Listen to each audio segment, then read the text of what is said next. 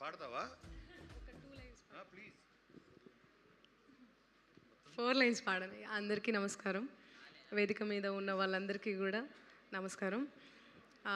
First నాకు Kona Venkat sir call చేశారు, మంగ్లీ ఒక సాంగ్ పాడాలి అని చెప్పి. సరే సార్ తప్పకుండా అని చెప్పి నేను వచ్చి పాడడం జరిగింది. అండ్ ఫస్ట్ విజయ్ బుల్గాని నన్న బుల్గాని నన్న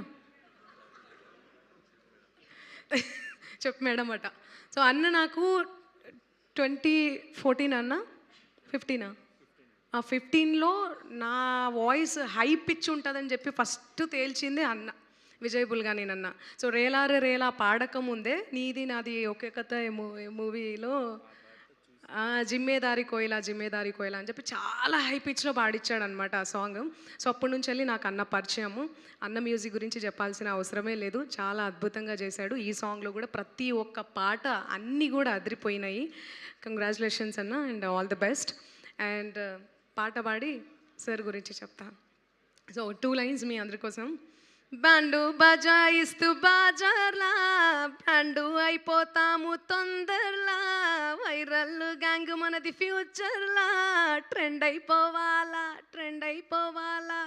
సో ఈ 2 లైన్స్లోనే మీకు తెలిసిపోతుంది ఈ సాంగ్ ఎంత బ్యూటిఫుల్ ఉంది అని.